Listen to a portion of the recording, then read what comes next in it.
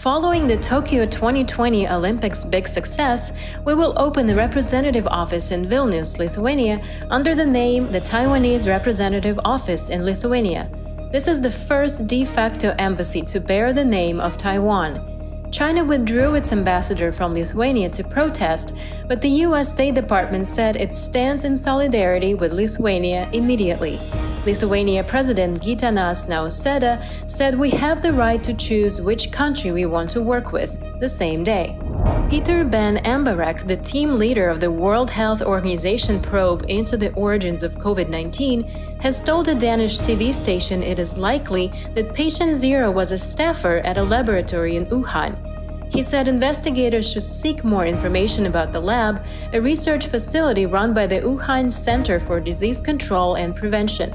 He told Wall Street Journal it is interesting that the lab relocated on the 2nd of December 2019. That's the period where it all started.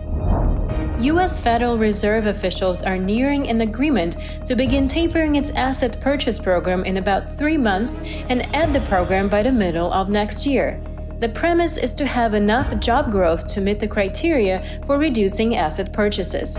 That would set up, sometime this fall, a possible tapering if the pandemic will not slow down the labor market substantially.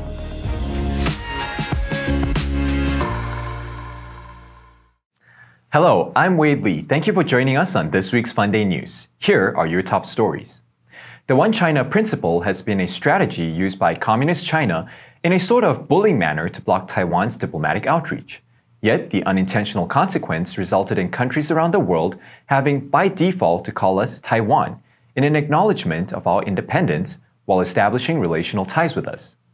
We witnessed this in our most recent partnership with the Republic of Lithuania, opening up our de facto embassy in Vilnius, its capital. The office, which will be named the Taiwanese Representative Office in Lithuania, will be our nation's first representative office in Europe bearing the name Taiwan. The office is a de facto embassy. China is afraid of the impacts of its influence over the region and worldwide once we are officially recognized as a country. The most interesting part of the news is that our foreign ministry announced plans to open a representative office in Lithuania on July 20th. Communist China knew the office would bear the name Taiwan ever since, but it announced it would recall its ambassador in Lithuania to protest on August 10th, 2 days after the closing of the Tokyo Olympics and 20 days after our announcement. But China's retaliation proved to be insubstantial. The U.S. State Department said it stands in solidarity with Lithuania. Lithuania President Gitanas Nausėda said Lithuania is independent and can decide which countries it wishes to develop a relationship with. Besides those involved, private media companies in other countries have also questioned China's autocratic behavior, such as Le Figaro, a French newspaper that said, Taiwan may be viewed as a province by China, but it is a state for everybody else, in its article about the diplomatic ties in Lithuania. After Taiwan set a historic record high of 12 medals during the Tokyo Olympic Games, the BBC explained in a report on August 2nd the various names Taiwan Olympic team have used over the years. Soon after, on August 4th, a spokesperson at Chinese embassy in London criticized the article for sensationalizing the question of the Chinese Taipei team at the Tokyo Olympic Games. But how can one hide the facts under sunshine? AustralianNews.com.au featured a background story told to its audience in 1964 Tokyo Olympics about Taiwan competing under its own name and flag. But in the 2020 Tokyo Olympics, our athletes are competing under a name of a country that doesn't exist, Chinese Taipei. CNN news anchor John Berman also asked this question in his primetime news program on August 6th at 6:30 p.m. He said China's behavior should matter to Americans because this strictly enforced erasure of a nation at the Olympics could be a harbinger of ugly things to come. The crackdown on basic civil liberties in Hong Kong, continued questions about the origins of the COVID virus in Wuhan, or the presence of Uyghur concentration camps in Xinjiang. China's refusal to recognize the reality of Taiwan is looking increasingly like an invitation to destruction rather than détente.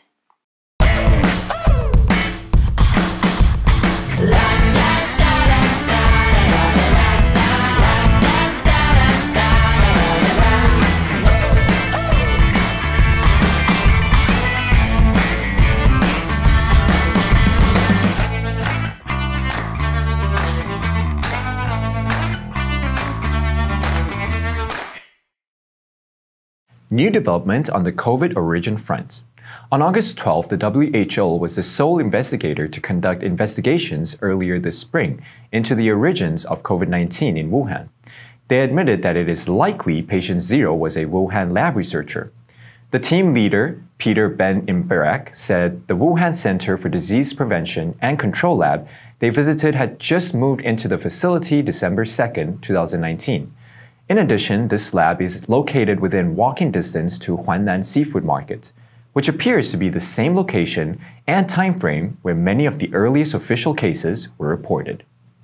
Imberak is a Danish expert in food safety and zoonosis. The assertion is quite different from their earlier conclusion report. In March, the team concluded that the introduction through a laboratory incident was extremely unlikely. Imberak explained that it was a compromise with Chinese authorities to allow the possibility of an accident to be mentioned at all. Looking back at the process, he believes the laboratory theory could have met resistance because, in fact, some mistakes had been made. It's probably because it means that there is a human error behind such an incident, and they are not very happy to admit it. And on August 12th, the same day, WHO urged China to share raw data from the earliest COVID-19 case to revive the investigation into the pandemic's origins, and to release information to address the laboratory leak theory.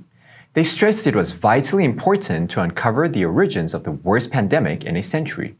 Nevertheless, a report released by the U.S. House Republicans early on August 2nd had concluded that the preponderance of evidence point to COVID-19 leaking from one of the Wuhan Institute of Virology lab in early September 2019. Although the two assertions target different labs, they both agree that patient 0 of COVID virus was a researcher of a lab in Wuhan. The authors of the report asserted that it is reasonable to conclude that based on the WIV's work manipulating bat viruses and the events in September, lab scientists had become infected with either a natural virus collected from the wild or one that had been genetically manipulated. The infected researchers then likely spread the virus while taking shuttle buses or the Wuhan Metro Line 2, which serves the WIV, Wuhan CDC, Huanan Seafood Market, and Wuhan International Airport. And during the 2019 Military World Games in October, an athlete from Luxembourg who referred to Wuhan as a ghost town, and a Canadian competitor who said that he and 60 teammates had fallen ill, experiencing symptoms such as fever, chills, vomiting, insomnia, and were isolated on the return flight. Now to our correspondent, Anna, for business news. China has refused a second investigation in Wuhan by the WHO, but many countries are still seeking accountability from China to identify the origin of the virus. While U.S. Federal Reserve officials are considering tapering its asset purchase program under the pretense that the pandemic will not slow down the job market growth and continue to allow for a strong economic recovery. According to media reports, due to recent growing U.S. hiring reports, strong signals have strengthened the confidence for the Fed to announce its intentions to start tapering asset purchase programs at its next meeting in September. And the timing to initiate tapering could be as soon as November at the following Fed meeting. Boston Federal Reserve Bank President Eric Rosengren said that he expected to see enough job growth to meet the criteria for reducing asset purchases by the Fed's September 21st-22nd meeting. Fed officials have said they would prefer to conclude the bond buying program before considering when to raise interest rates from near zero. At the July 27-28 meeting, Fed officials deliberated on two important questions. One, when to start paying their monthly purchases of $80 billion in Treasury securities and $40 billion in mortgage securities. And two, at what rate to reduce or to taper said funds. Boston Federal Reserve Bank President Eric Rosengren hoped the Fed would end asset purchases by the middle of next year if strong economic growth continues. Dallas Federal Reserve Bank President Robert Kaplan believed that the Fed should announce a plan for tapering its asset purchases in September and start tapering in October. The process of tapering should take about 8 months.